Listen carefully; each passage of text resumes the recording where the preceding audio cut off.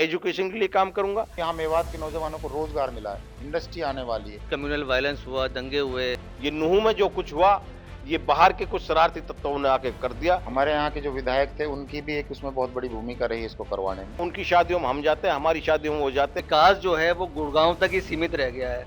ये कांग्रेस की देन है, ये रोड टूटा हुआ है। इस बार इस इलेक्शन में पुनहाना सीट को भारतीय जनता पार्टी की झोली में डालूंगा। भारतीय जनता पार्टी का जो विजन है वो मेवात को बिल्कुल आगे ले जाने का है और मैं इन सब नौजवान साथियों को इनको सही रास्ते पे लाऊंगा। पिछली बार की कसर निकाल करके हम भारतीय जनता पार्टी को जिताएं।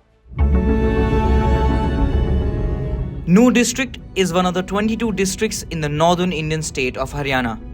The district is known for having the largest Muslim population in Haryana.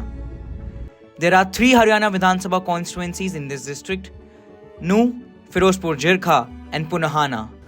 Ahead of the assembly elections in Haryana, BJP has fielded 2 Muslim candidates in 2 constituencies, Firozpur Jirkha and Punahana from Nuh district.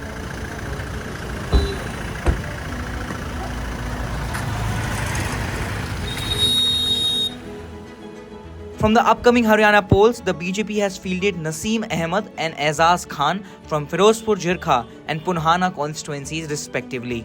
NDTV's Ehtasham Khan speaks to Aizaz Khan, BJP's candidate from Punhana constituency in Nuh district of Haryana. अगर आप development की बात करते हैं, अभी हम यहाँ से दिल्ली से तकरीबन 100-150 किलोमीटर यहाँ पर आए हैं और पिछले 30-40 किलोमीटर हमने जो बाय रोड आए हैं, बहुत ख़राब रोड्स हैं यहाँ पर। आप क्या वजह मानते हैं कि यहाँ पर कोई डेवलपमेंट नहीं हुआ अभी तक? मैं इतना सरकारों का कसूर नहीं बताता इस चीज को। जब हमारे इलाके से जो नुमाइंदे चुनकर जाते हैं, जो प्रतिनिधि करते हैं, वो अगर सही तरीके से अपनी बात को जहां विधानसभा में जहां जिस काम के लिए हमें भेजा जाता है उस काम को अगर रखा जाए, नीतियां बनाई जाएं, उसके ऊपर अगर चर्चा की जाए, मेहनत की जाए तो काम होता भी। NDTV also speaks to the 2-time MLA from the Firozpur Jirkha who had lost the election in 2019 to Congress's Mamman Khan. ऐसा लगता है कि सिर्फ जो विकास जो है वो गुड़गांव तक ही सीमित रह गया है। यहाँ नूह डिस्ट्रिक्ट में तो कोई डेवलपमेंट हुआ ही नहीं आज तक। जहाँ तक रोड की बात करें, 248A जो रोड है हमारा, ये दिल्ली से अलवर के लिए जाता है, ये 2008 में कांग्रेस की सरकार में इसको मंजूर करवाया था। और आप अभी जाएं, अगर नूह के अडबर चौक पे जाइए आप, वहाँ पे पत्थर भी लगा हुआ है शिलान्यास का कि भाई ये रोड 4 लाइन करके नूह से बॉर्डर तक करा जाए, राजस्थान बॉर्डर तक। लेकिन बड़े अफसोस की बात है कि 2008 में उसका पत्थर लगा था और 2014 तक कांग्रेस की सरकार रही, उन्होंने लेकिन उस पैसे को रोहतक से कलानौर के लिए मंजूर करवा दिया। यहाँ का जो पैसा मंजूर हुआ। 1 साल पहले यहाँ पर नूह जो डिस्ट्रिक्ट है, ख़ास तौर से नूह में कम्युनल वायलेंस हुआ, दंगे हुए, काफ़ी माहौल ख़राब रहा। अगर आप चुनकर आते हैं इस बार विधानसभा में, तो आप कैसे इंश्योर करेंगे इस तरह का हादसा फिर दोबारा ना हो? सर मैं आपको बताऊं, मेवात के अंदर, मेवात एक ऐसा इलाका है पूरी दुनिया में जहां आज तक हमारे अपने भाइयों में कोई कम्युनल झगड़ा नहीं हुआ।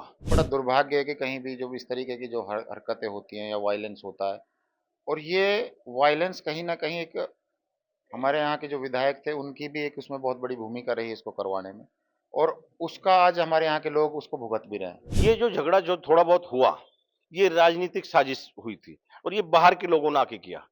जो बच्चे हमारे यहाँ पर नाजायज बंद हुए थे उस वक्त, उनके लिए उस विधायक ने या कांग्रेस के लोगों ने कभी कोई आवाज नहीं उठाई। हम लोग खड़े हुए, हमने लोगों को समझाया, दोनों समाज के लोगों को बैठाया और भाईचारे की बात कर करके हमने मेवात के अंदर भाईचारा कायम किया और बढ़ाया।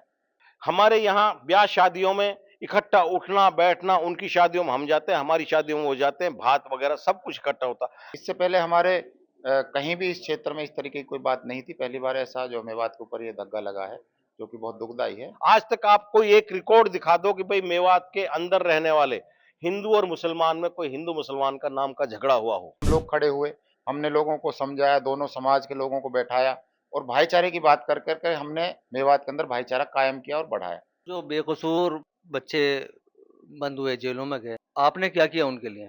हमने पूरी कोशिश करी, जहां बड़कली चौक पर फिरोजपुर झिरका के अंदर जिन बच्चों के नाम थे, जो करने वाले थे, देखो मैं तो स्पष्ट कहता हूँ वो तो करने वाले, लेकिन कुछ लोग ऐसे भी थे हमारे नौजवान साथी जिनको नाजायज लोगों ने तंग करवाया, उसके नाम कहीं सेटिंग करके देते।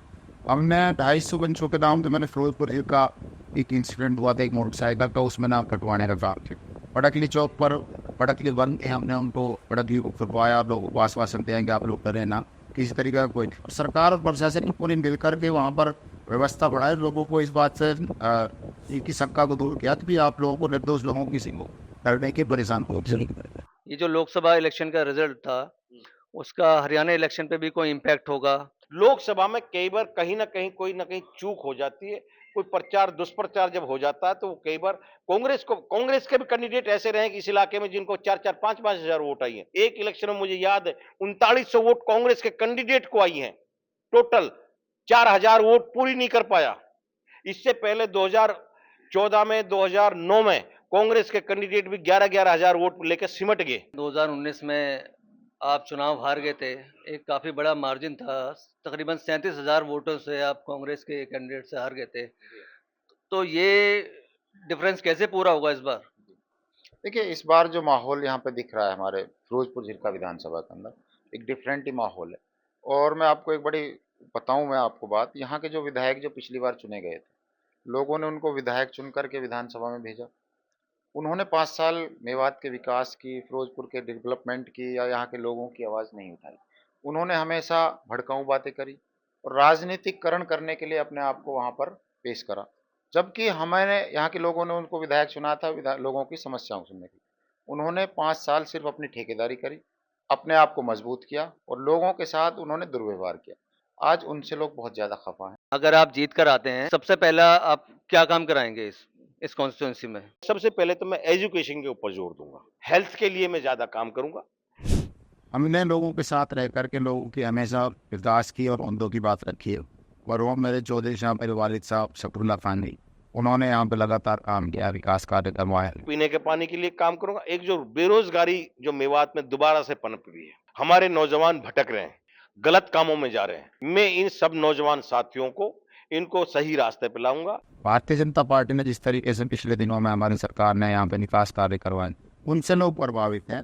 और कोई भी व्यक्ति अगर आप जाएंगे तो भारतीय जनता पार्टी को और जो यहाँ की हमारी सरकार को बुरा नहीं कहेंगे। आप रिजल्ट देखना, 5 तारीख को वोटिंग है, 8 को रिजल्ट है।